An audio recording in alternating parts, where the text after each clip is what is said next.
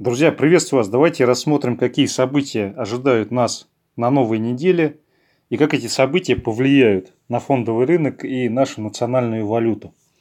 Ну, во-первых, надо держать в голове, что в любой момент могут какие-то новости от членов стран ОПЕК выходить, которые будут существенно влиять на стоимость нефти, на наш фондовый рынок, который по сути нефтяной, и на котировки нашей национальной валюты против доллара и евро.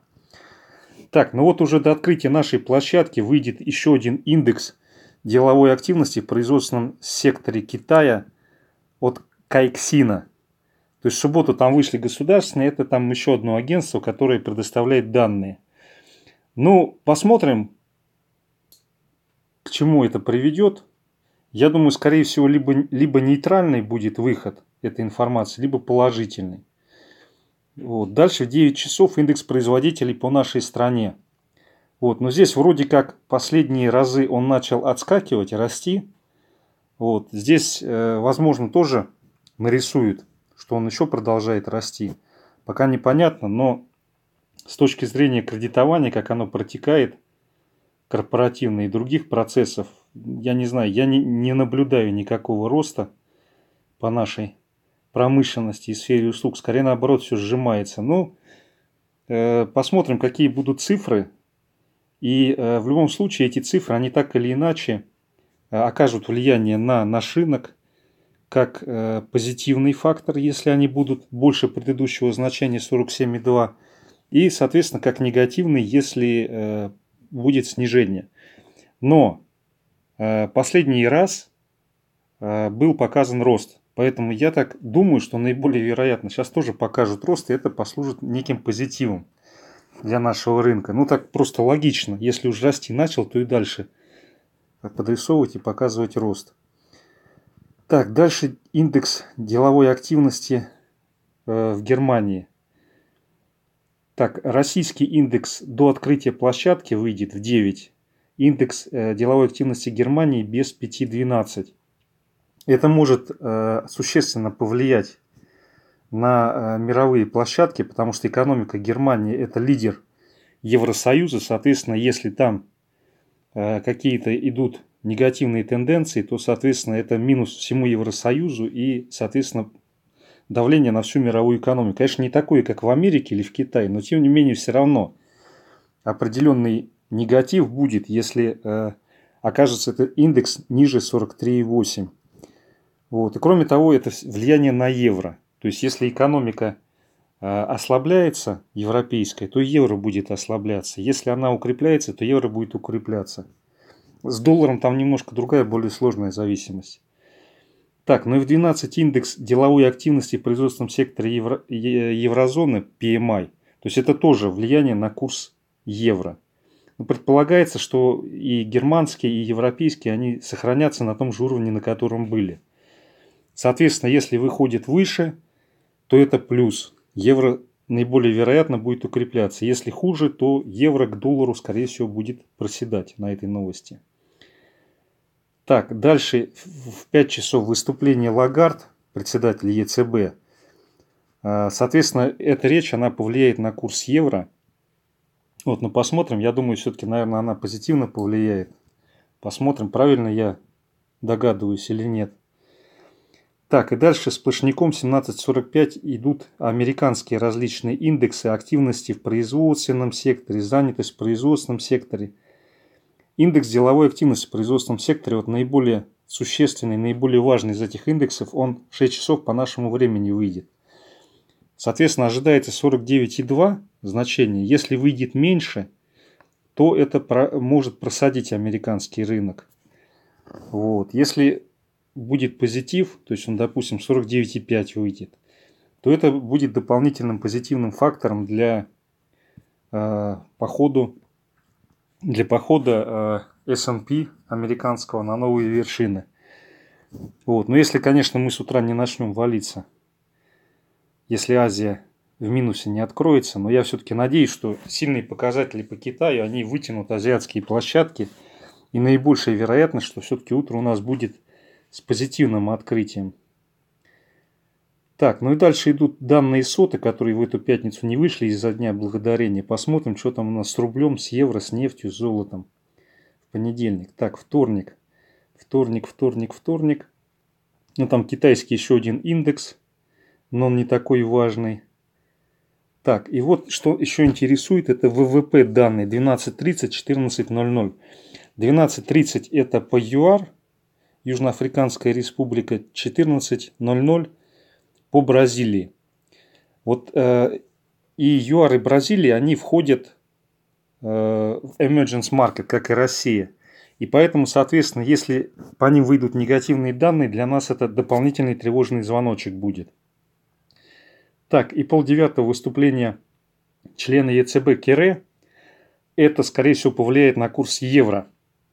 Я думаю, скорее всего, все вот эти ключевые действия по монетарной политике и курсу евро, они вот, когда Лагард будет выступать в понедельник в 5 часов, соответственно, вот здесь ключевые движения будут. Если там ничего не произойдет, влияние вот этого выступления Керре, я думаю, оно совсем небольшое будет.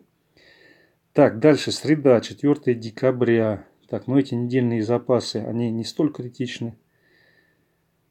Так, вот еще один индекс деловой активности по Китаю. Посмотрим, подтвердит он, не подтвердит то, что озвучено ранее.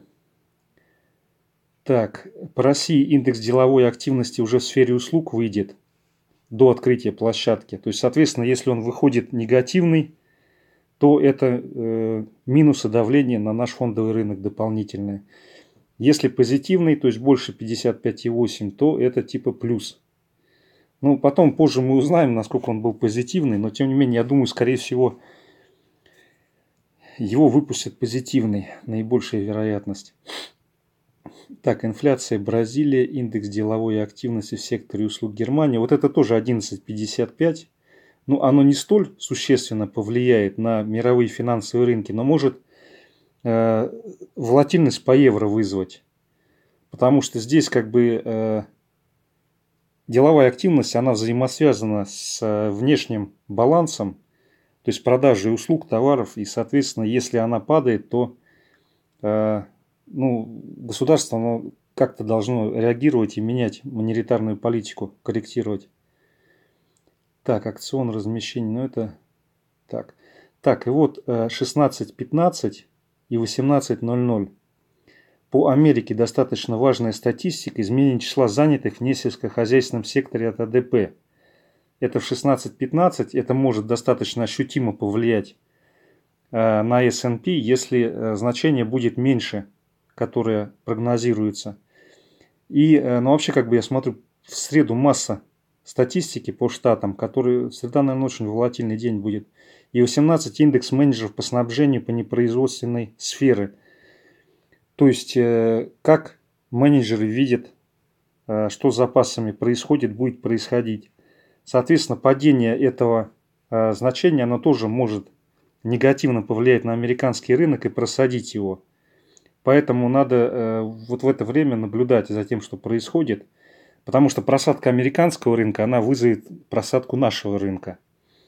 И, соответственно, рост курса доллара и евро к рублю. Так, четверг. Так, решение по процентной ставке.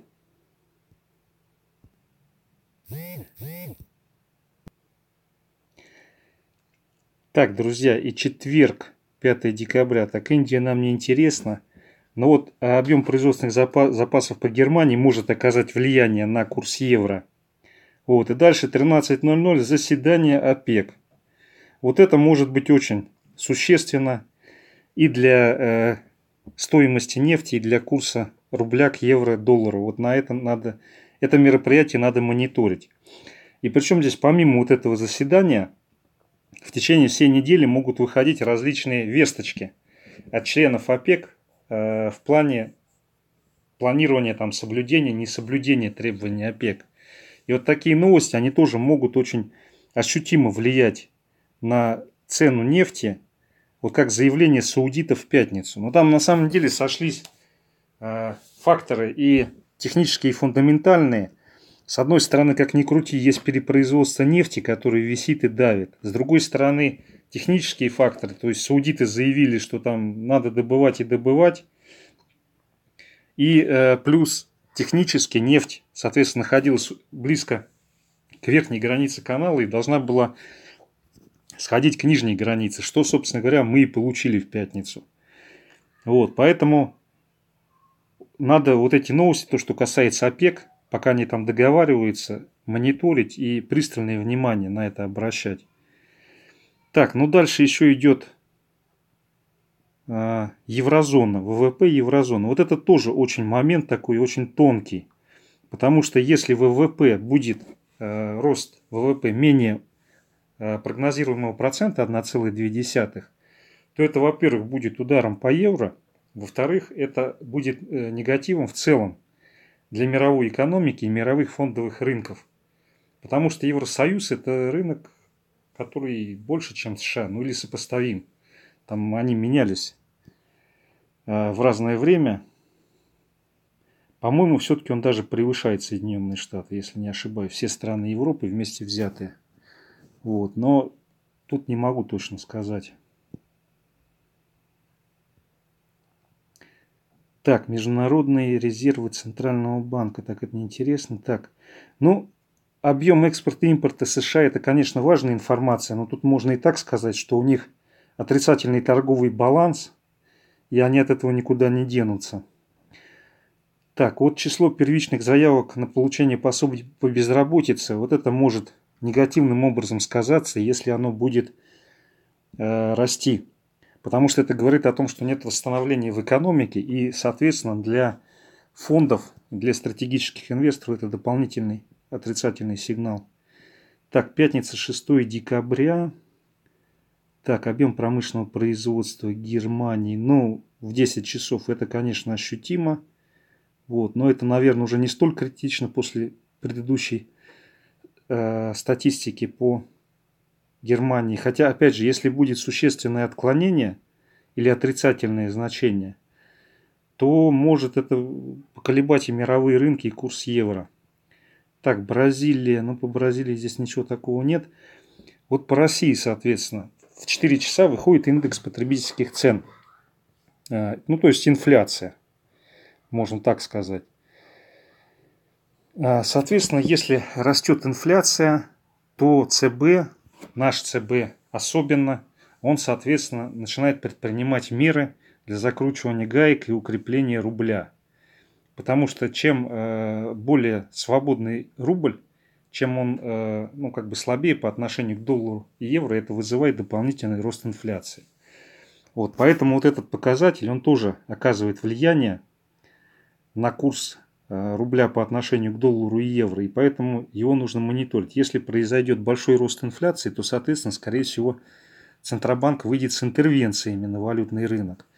На самом деле, я думаю, вряд ли здесь произойдет большой рост, потому что монетарные денежные агрегаты, они сдавлены до предела.